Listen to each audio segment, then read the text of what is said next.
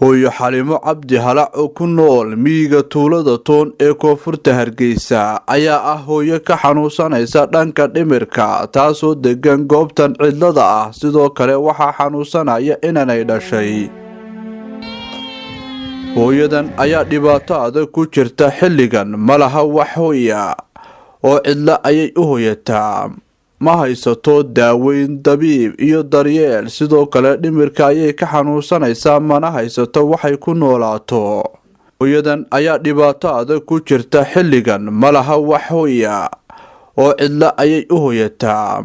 ma haysato daaweyn dabiib iyo daryeel sidoo kale dhimirka ayay ka xanuunsanaysaa mana haysato waxay ku noolaato. halkan waxaan ka salaamayaa walaalaha islaamka ah boqol joog iyo qurba joogba ayaan ka salaamayaa. assalaamu calaykum waraxmatullaahi wabarakaatu. bacda salaan Xalimo Cabdi Halac walaasheen oo xanuunsanaysa intaan garanayo ilaa 9kii intii hore odaygeeda hayay oo maxaan ku dhahday amba dawaha neerfaha siiyo amba badee hadda dabiib kale oo diineed ha ku dayo hadda imika wadaadkeedii la muddo 6 sano sii mootay yahay halkaas ay ku nooshay walaasheen way dayacan tahay waxdada 3 bii ilaahay siiyay inuu ka shafeecay inankii roonaan oo ka xanuunsanaya isaguna oo dhimbil ku noqday sibgaradiis kaga jira ayaduna halkaas ay ku nooshahay odaygeedu wuxuu uga tagay adduun yar buu uga tagay adduunkana abaarihi buu ka raacay.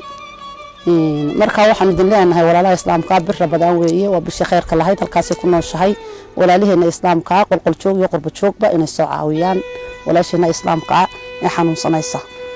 يعني daryeel ma haysato wax dhakhtar lagu geeyo ma haysato anfac ma haysato xoolo yar way ka dhamaadeen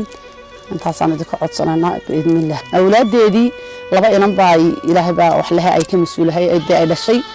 in yar uu la jooga meeshu kula nool yahay oo isagu walidi aan waxaan ku oraa ciyaali oo roona meelaha baba ka muuqmuuqday malaab uu inaga tagay inankii weynaana uu xanuunsanaya magaaladu iskaga jira isagu markaa iyadii baa xanuunsanaysa markaa qof kale xanuunsanaya ma daryeeli kartaa ma wayaan jawaabta. waxaan ka codsanaynaa walaasheena islaamka muslimada ah ee halka ku dayacan ee xanuunsanaysa inay soo caawiyaan